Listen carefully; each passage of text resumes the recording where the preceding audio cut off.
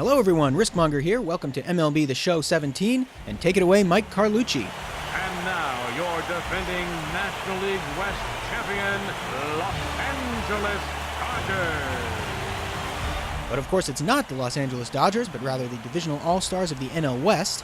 However, the starting pitcher is from the Dodgers, Clayton Kershaw, arguably the top lefty in the game, and he'll face the NL Wild Card represented by the Diamondbacks. The first batter of which is D. Gordon, a former Dodger who played for the Marlins in 2017. He was the first casualty of the Miami fire sale this offseason, as he grounds out to shortstop Corey Seager, whose brother Kyle plays for the Mariners, the team to which Gordon was traded in the offseason, where he's slated to move to center field.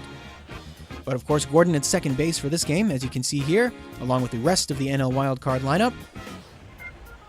Bottom of the first, it's wildcard starter Garrett Cole striking out Charlie Blackmon. Cole was another member of this team to head from the NL to the AL West this offseason, as he strikes out number 2 hitter JD Martinez. The UCLA product was traded from the Pirates to the world champion Astros. As he strikes out Paul Goldschmidt, Cole K's the side in the first. At the top of the second, Kershaw was dealing just as well, striking out Adam Duvall. The next batter, Travis Shaw, goes down looking. Then with a runner on, striking out Diamondback Jake Lamb from the stretch. Kersh strikes out the side non-consecutively. But Cole gave as good as his team got, striking out West DH Cody Bellinger. In the top of the third, with more runners on, Freddie Freeman goes down swinging. These pitchers really trading blows.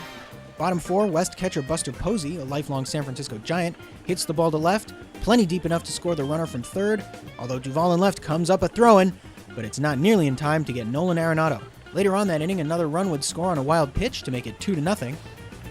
And Kershaw would keep dealing. Top of the fifth, once and future Mets shortstop Jose Reyes is caught looking. Bottom of the inning, West would get some insurance runs. Diamondbacks first baseman Paul Goldschmidt launches a homer into a busy visitors bullpen. It's 5-0. Top of the seventh, Kershaw still rolling.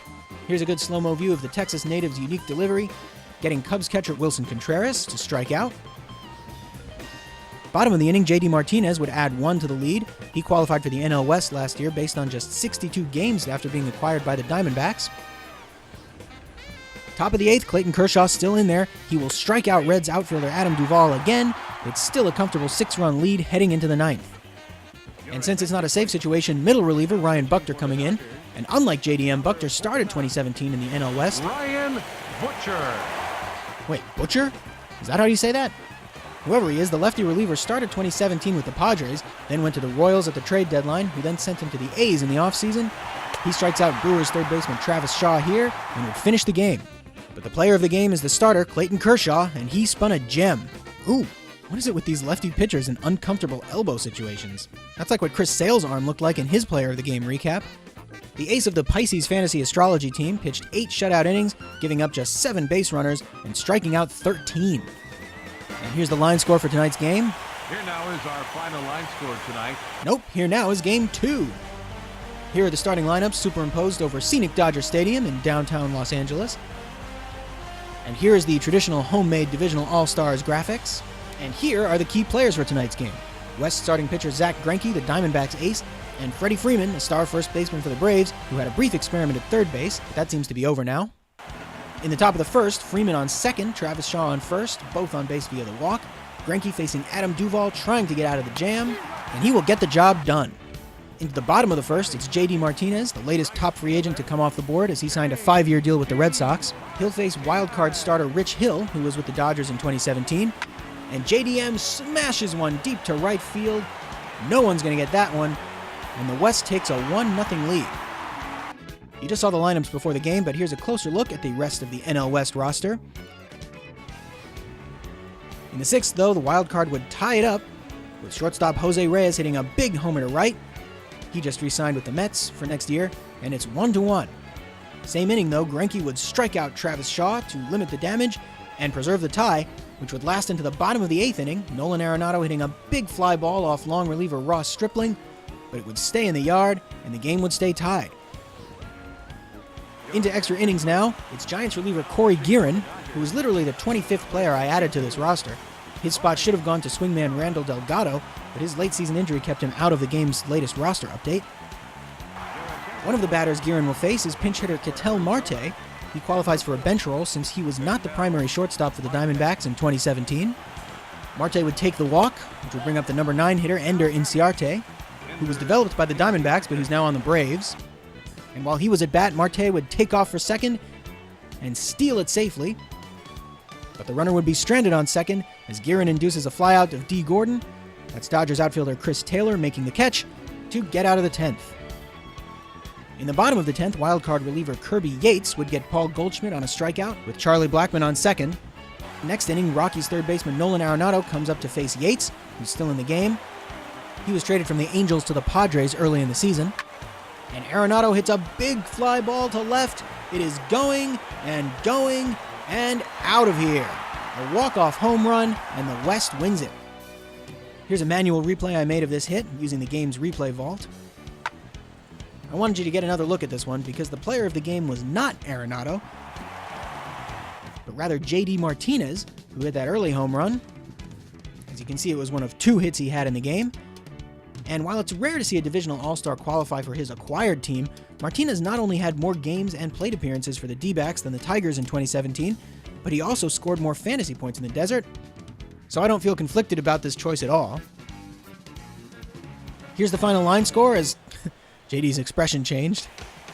Now for Game 3, we are at Chase Field. And here's tonight's starters, Zach Godley and Alex Wood, both real photos. And our key players, once again, that's Virgo first baseman Freddie Freeman on the left, and Capricorn ace pitcher Alex Wood, the real-life Dodgers number 4 starter in the playoffs. In the top of the first, just like Garrett Cole in Game 1, Zach Godley strikes out Charlie Blackmon, then J.D. Martinez, then Paul Goldschmidt, striking out the side in the first. Here's the NL wildcard rotation in front of and behind Godley. Pause it here for a better look. Then in the bottom of the inning, Wood was rolling too, using his deceptive delivery to strike out D. Gordon. Then with a runner on, Freddie Freeman goes down. And with 2 on now, Travis Shaw follows suit, and Wood also strikes out the side. Then bottom of the second, real D-backs third baseman Jake Lamb will lift one high into the left field corner. It will drop in front of Chris Taylor. Lamb is going for 2. The throw from Taylor is in time, outfield assist. In the bottom of the third, up comes strikeout victim Charlie Blackmon with Corey Seager at third and Chris Taylor at second. And Blackmon grounds one slowly to the right side. Gordon picks it up and makes the putout, but the run will score, and it's 1-0 NL West. But that's all they would get as JDM strikes out in his second consecutive at-bat, and we're going to the bottom of the third, where the wild card would get that run right back on a similar play. Travis Shaw up with the bases loaded, grounds one sharply to Goldschmidt, who sees there's no one at first, goes for the force out, nicely picked up by Seager, but who's not in time back to Wood covering first. It's an RBI fielder's choice, and the game is tied. But then in another mirror of the previous inning, Wilson Contreras goes down on strikes, and it's a 1-1 tie heading into the 4th. Fast forward to the 7th, new reliever is Padres lefty Jose Torres. I had to cheat his intro from Game 2 because his Game 3 one got cut off. That's why he's wearing a different uniform. The real-life Torres was recently just placed on the restricted list due to criminal charges. But in this game, he'll face Corey Seager with runners on first and second.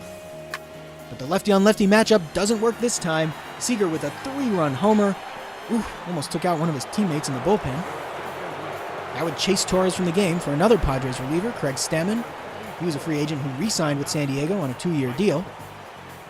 Stammen would give up 2 more base runners for J.D. Martinez, who hits a rocket to left field. But it looks like Duvall is under it. But it's off Duvall's glove. It caroms into left field.